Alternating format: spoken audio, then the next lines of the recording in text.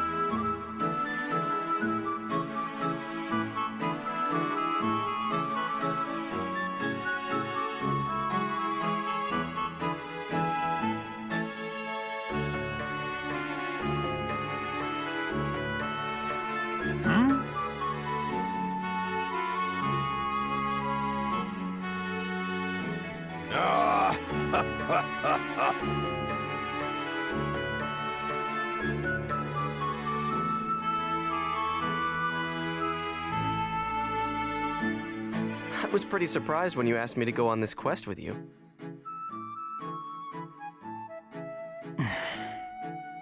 Kun?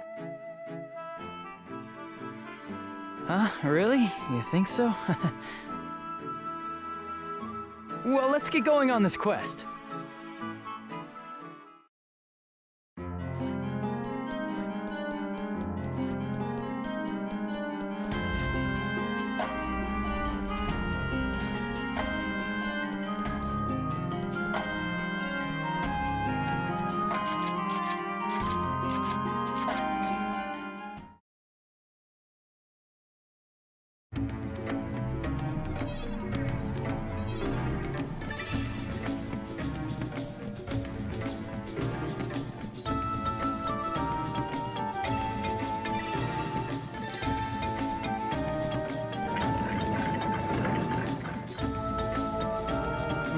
No sign of chim-chims.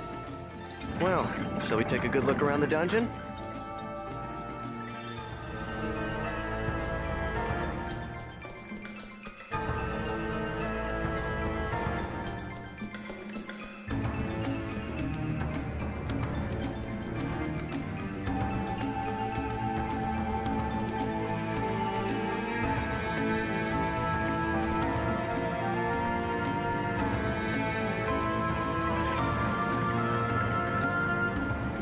Single chim-chim to be found.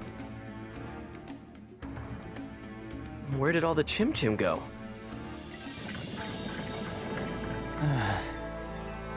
Kun? Huh? Sorry, what was that? Oh, it was nothing. Kun's really been acting strange today.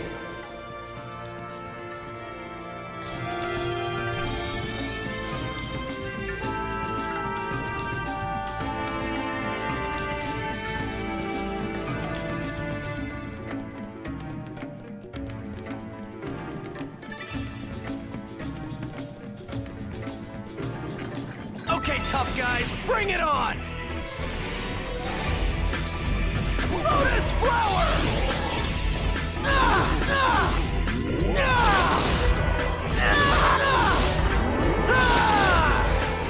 Whirlwind!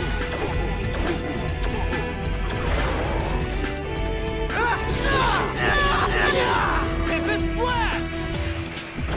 Tiger strike!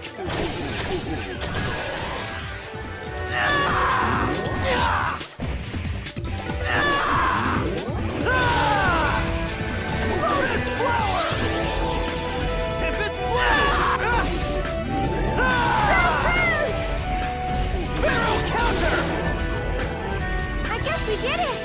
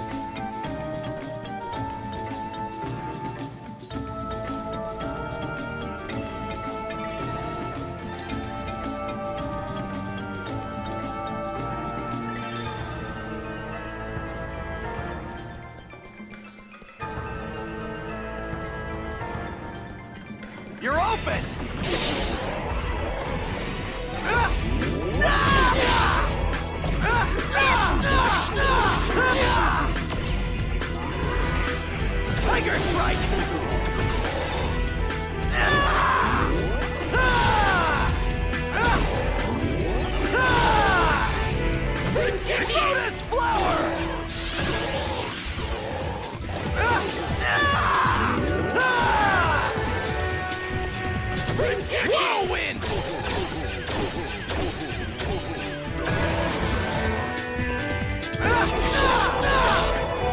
did it!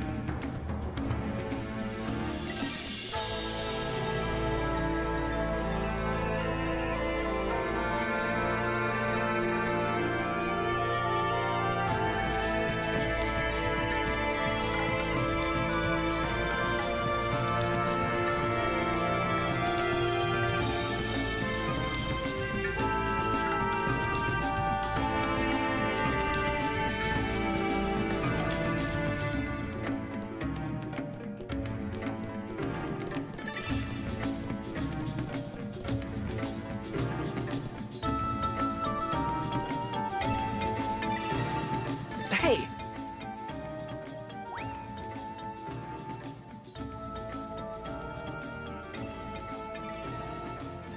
Let's go track him down.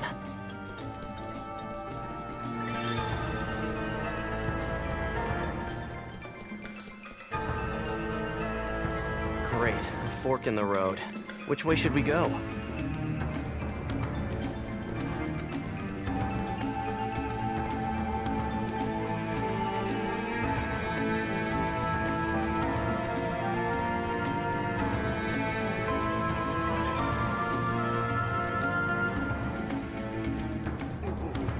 Here's our chance!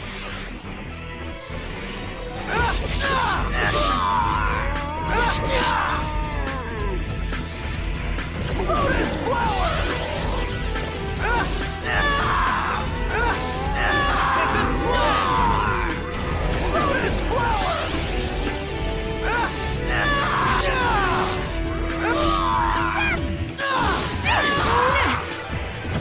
Whirlwind!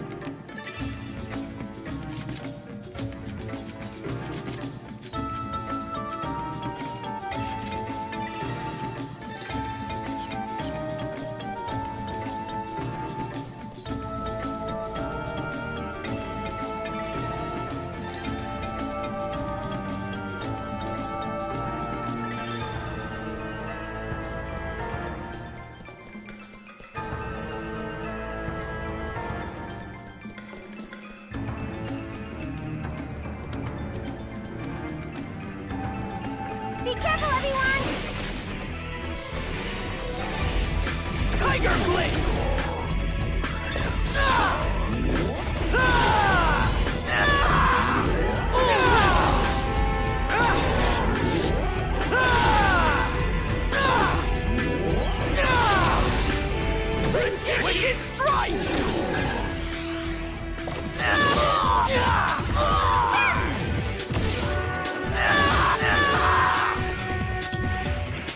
Gale blade!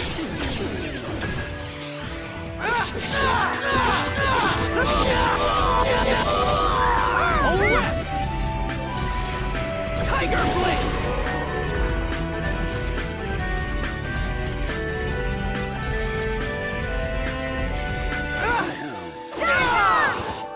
Tempest blast! Justice prevails!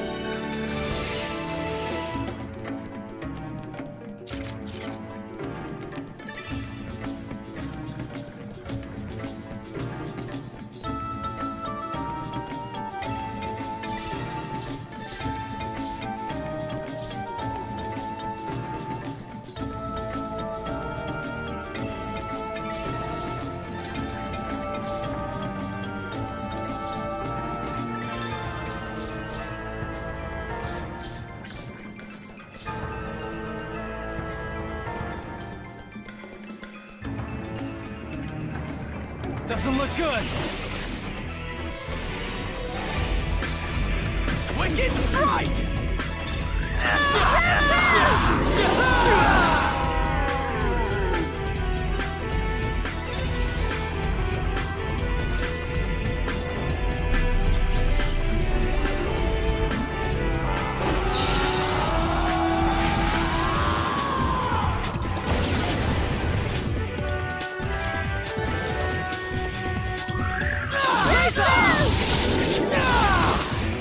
Tiger blitz!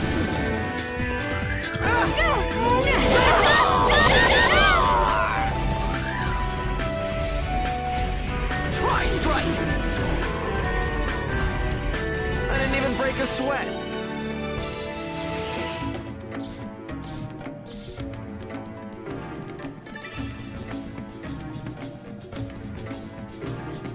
It's my turn.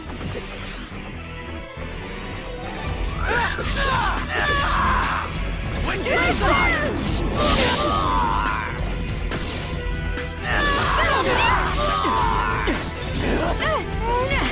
Wicked strike!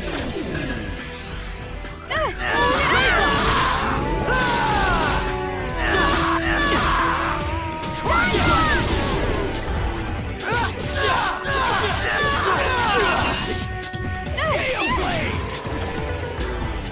I guess we did it.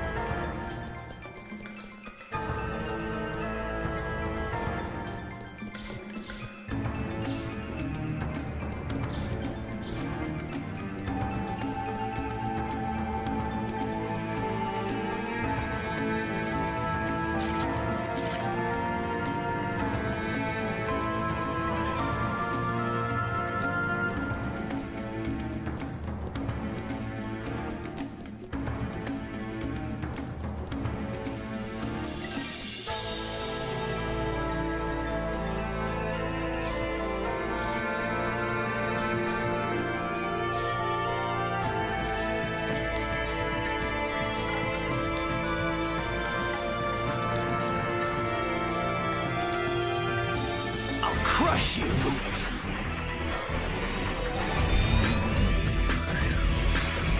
Wicked strike!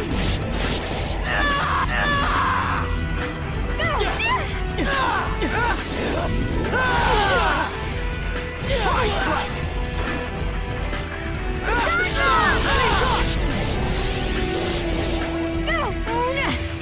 Tiger blitz!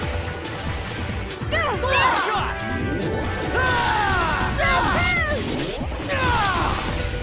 Gale blade!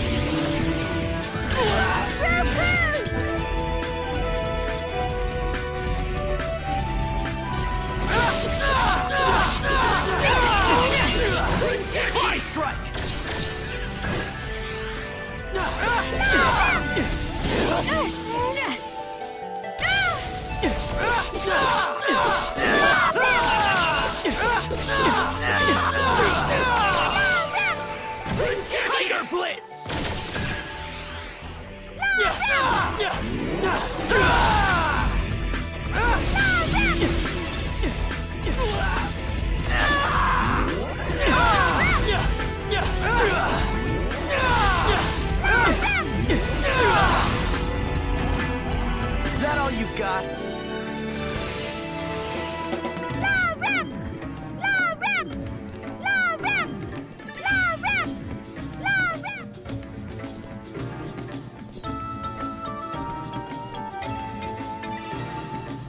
Hey.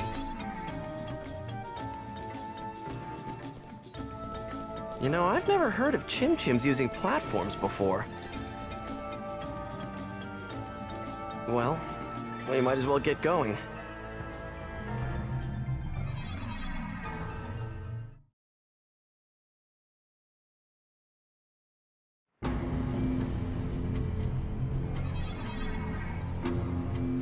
This is...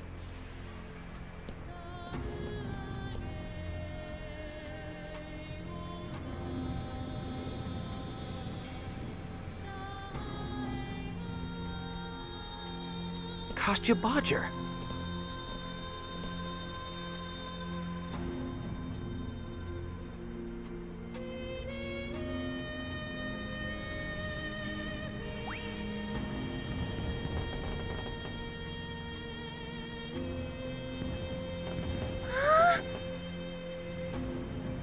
Looks like the chim-chims are giving the land's energy back. Kun. You see, the chim-chims gather the dispersed energy to create a chimsphere. And the purified chimsphere is brought here for return to the Earth. They're pretty, like fireworks, aren't they? I see. That's why we didn't find any chim-chims on the farm. I first looked into this quest with the intention of doing it with some other players that I know. But something happened and they couldn't come. Wait a minute. They didn't become lost ones, did they? Jonquil and Peony, actually. I've been so busy dealing with this GU stuff, I haven't been able to spend much time with them. Huh? They sent me emails to break up with me. I've been dumped again. Despite everything that's been going on, you made plans to go on a quest with a girl? Forget it. You know what? I actually admire you for that. I wish I could be more collected like you.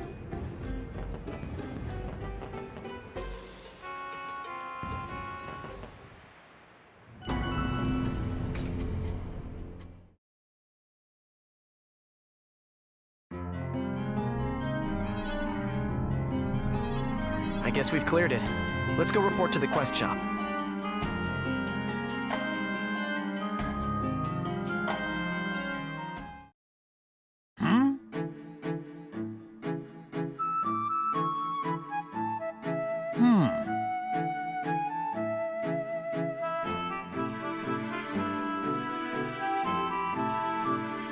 Oh, really?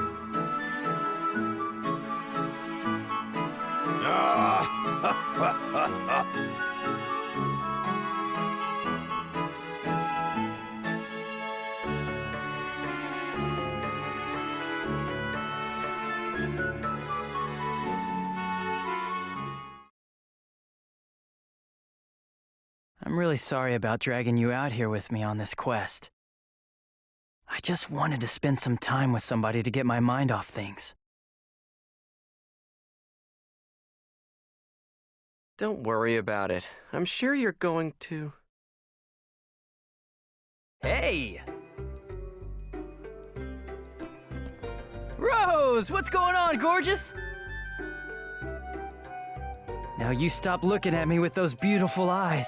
I think my heart is about to burst through my chest. Oh yeah, I found a guild shop that sells some great items. Hey, you wanna go? How about we take off right now? All right, let's go!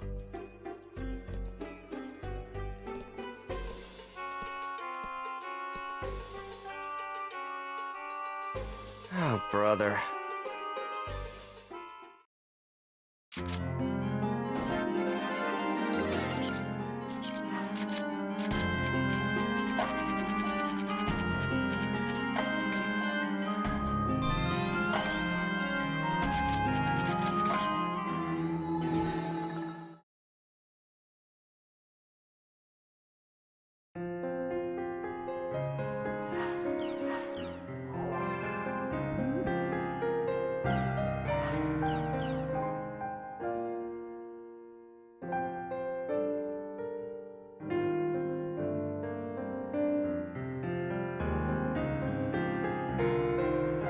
Pai's really giving it her best. I've got to do whatever I can, too.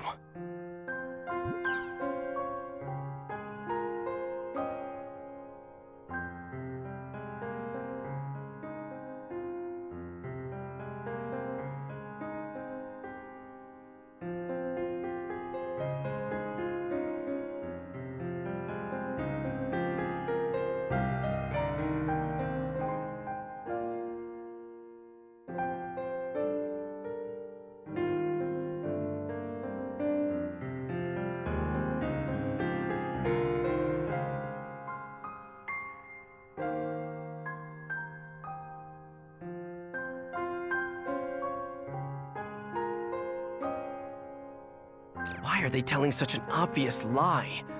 What's going on with the higher-ups at CC Corp?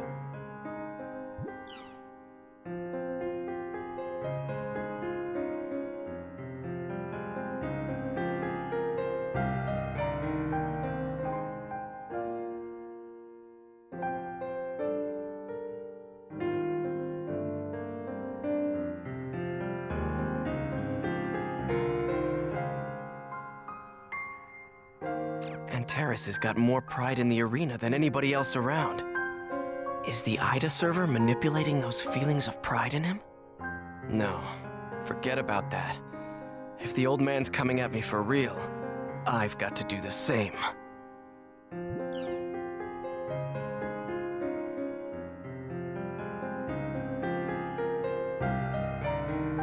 We're going to fight Antares?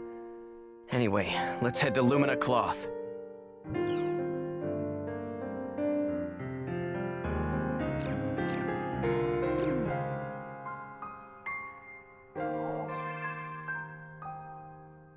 Crimson versus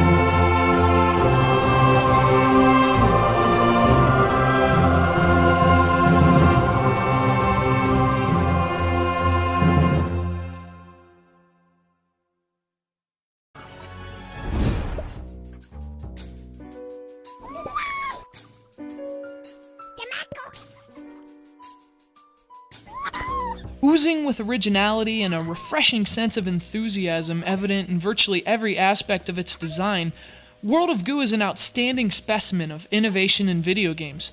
But take the praise it's received with a grain of salt. World of Goo may be the best game on WiiWare, but to rank it among the 4 best games on the platform is a bit of a stretch. It's easily one of the 6 or 7 best though. It's just not as good as Metroid.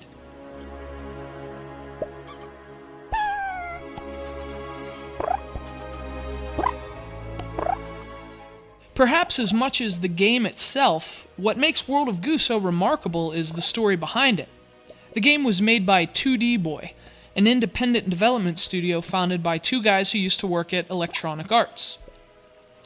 Of course, to call 2D Boy an independent development studio is a generous overstatement to say the least, as it's literally nothing more than two guys, and their studio was any coffee shop they could find that offered free Wi-Fi.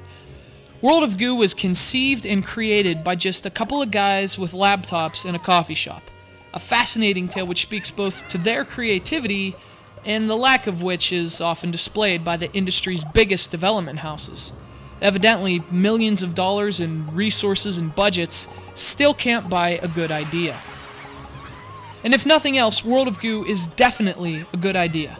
An intoxicating and sometimes eerie amalgam of unique influences. The visuals are Tim Burton, the music is Danny Elfman, and the gameplay is undeniably Isaac Newton. World of Goo is a physics-based puzzler which tells a strangely compelling tale about living blobs of goo and a mysterious corporation which harvests them for use in everything from cosmetics to, most prominently, a bizarre drink. This game isn't really about story, but its distinct art style and music create an often unsettling atmosphere which, at the very least, leaves you curious about the corporation's intentions and the significance of these strange balls of goo. This mood is helped along by the cryptic messages left by the enigmatic sign painter, a mysterious figure who has scrawled notes upon wooden signposts in each of the game's nearly 50 levels. Sometimes they're funny, sometimes they offer hints, but often they're every bit as bizarre as the rest of the game. Interesting as its story may be for a puzzle game, the main attractions in World of Goo are the aforementioned visuals and music, and the endlessly compelling gameplay, which is what keeps you playing World of Goo.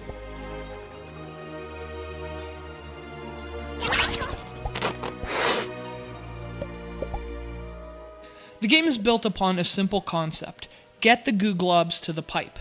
But fulfilling this objective is a much more difficult proposition, as you'll have to build all sorts of gelatinous structures and overcome goo-splattering obstacles to do so.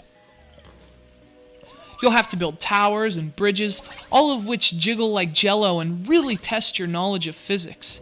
Indeed, while it may seem as though you're playing with two-eyed blobs, what you're really playing with in World of Goo is gravity, and you'll need a keen understanding of it to fulfill each level's quota of goo. The concept is simple enough that anyone can understand it, but as with the very best video games, World of Goo elaborates upon it as well.